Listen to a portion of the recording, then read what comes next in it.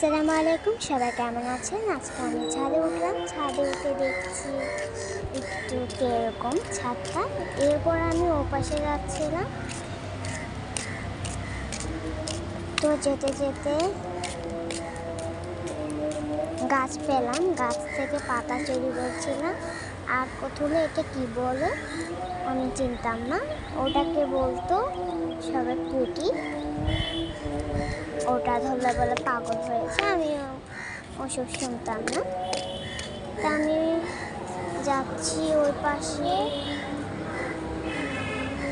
আবার আরেকটা বড় থেকে নিলাম। এটা অনেক বড় ছিল। এরপর আমি